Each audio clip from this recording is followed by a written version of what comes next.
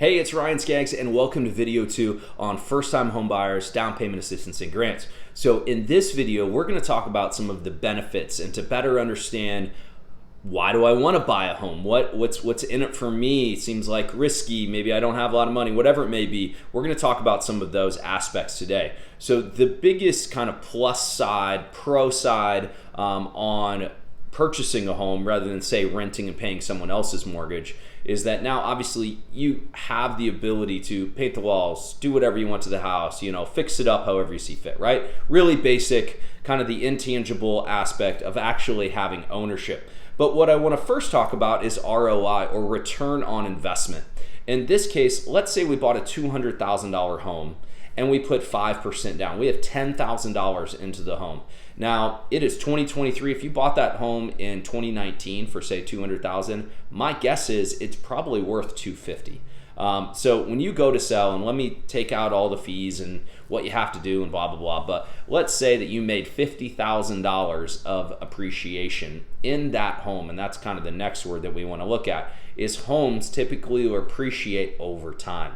So if you go back and look over decades long of statistical data on home ownership, on home values, if you're in it for the long term to continue to buy homes and to own homes for instead of renting, there is typically a single digit appreciation over time that you can average out, right? So obviously we saw downturns in 07 to 08, then we started to kind of come out of that in 2010, and that's been just skyrocketing here in the last few years post-COVID, or with COVID to post-COVID kind of. So with that said, if you look at single digit appreciation, that $200,000 home that's worth $250,000 now, you made $50,000 on a $10,000 investment.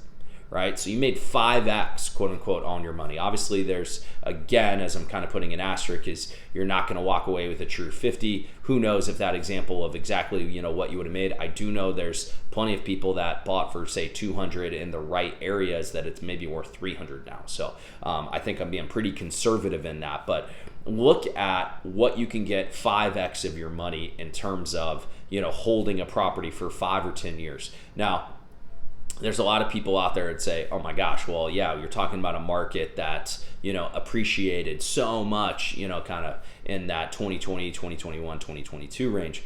Absolutely. But if you, again, go back and look at the statistical data for longer terms over decades, you can see a 3 to 5% increase in appreciation over time. Let's say that property is worth only $225,000. You made $25,000 on a $10,000 investment, right? So that's the key part. Now you're making 2.5 times on your money. Now, if you go do that again in a larger scale, and this is what I talk to clients, is that I don't want to push you over the edge in terms of monthly payment, but I do want you to consider some of the benefits of home ownership of appreciation.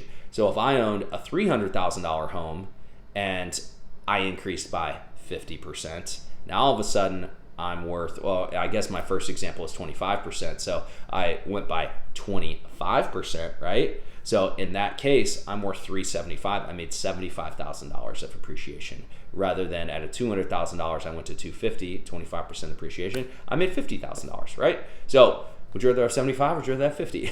Now, did you pay more for that monthly payment, on the 300? Absolutely. I don't ever want to push people too far. You need to be conscious of your monthly budget. So that is a tip for you. Be aware of what monthly basis you really want to be at, right? But in terms of why buy, right? Why buy? You want to look at the return on investment. I'm putting 10, 15K in, maybe even 5,000. And again, we're going to talk about more about first-time homebuyer grants. We're going to talk about down payment in the next video, in video 3. But with that said, in terms of the benefits, over time, you're going to be able to build wealth.